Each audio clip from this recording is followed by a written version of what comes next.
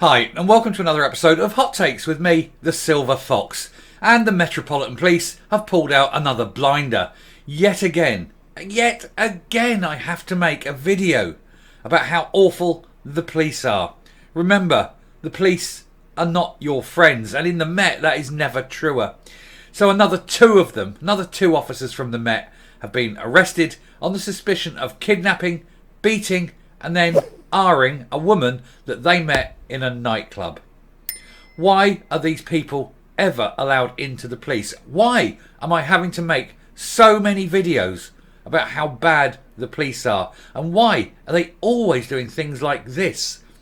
And these are just the ones that are being caught.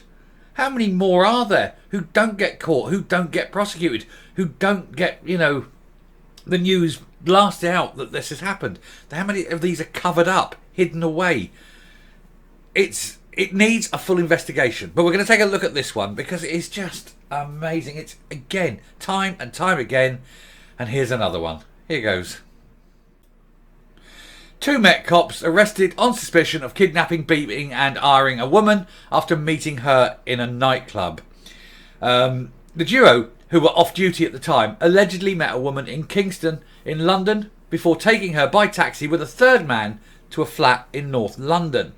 The woman then said she was held there without her consent and R-ed by one of the police officers. She claimed she was also beaten before she reported them in the early hours of Sunday morning. Specially trained officers are supporting the woman. Again, we hit this time and again. Does being a police officer naturally attract these kind of men? Does it naturally attract predators, people who would do this to women? Do they think that wearing the uniform and carrying a warrant card gives them the right to do this and gives them the impunity to do it? Because, as I say, we're only hearing about the ones that are caught. There must be many occasions of many crimes, including things like this, but much, much wider as well. Well, these cops are just never even caught. It's all hushed up.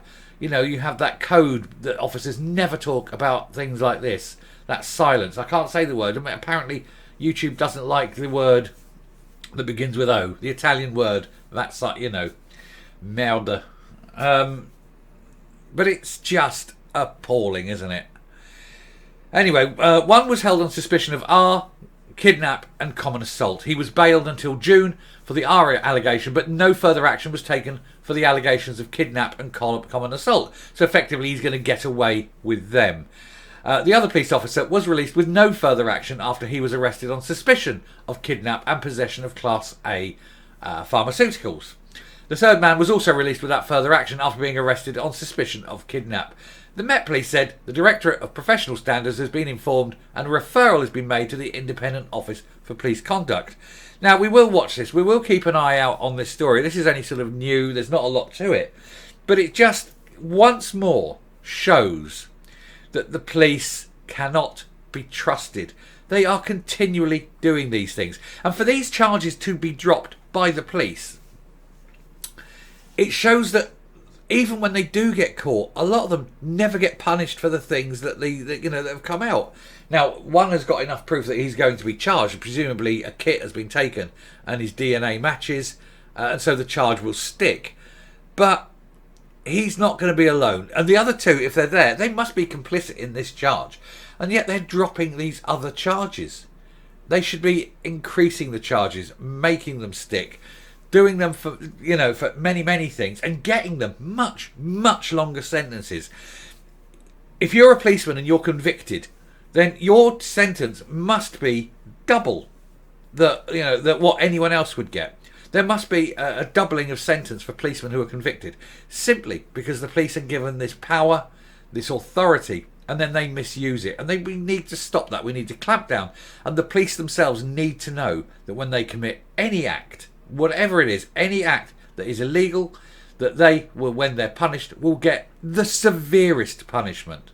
They should be thrown out of the force, lose their pension, jailed for an extremely long time, and then when they get their release, they go out and they'll have nothing left except the bitter memories of what complete bastards they've been, and that they're now paying the full price for it. And good on them. But we should stop dropping these charges and we should start adding them.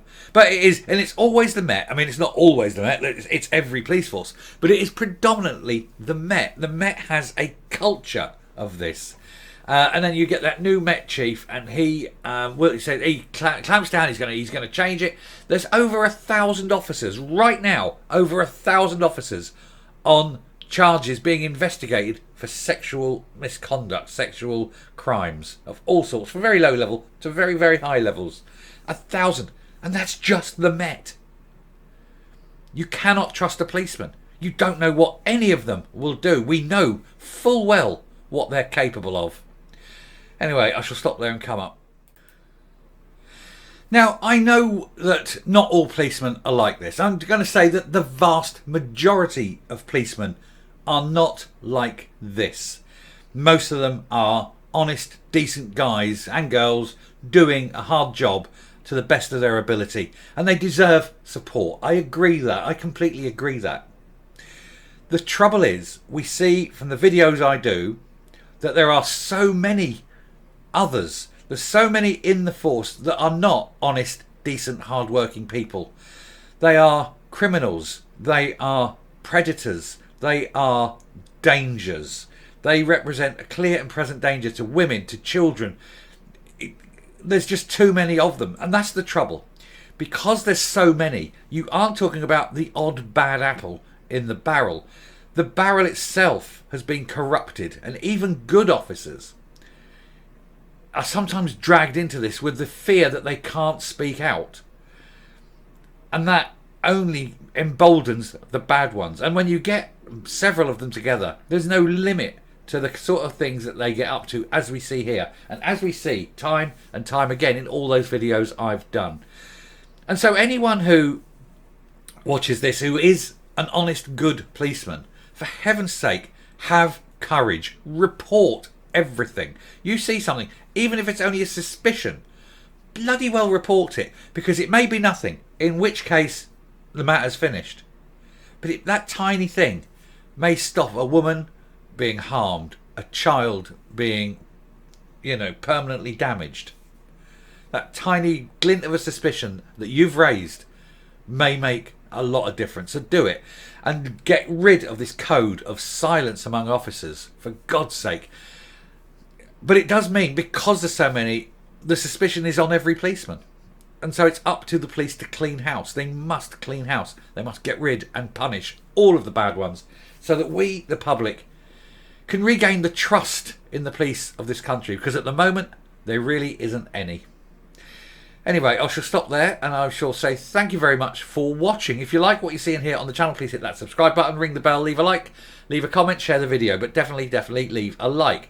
And until next time, stay safe, stay well, never trust a policeman, and goodbye.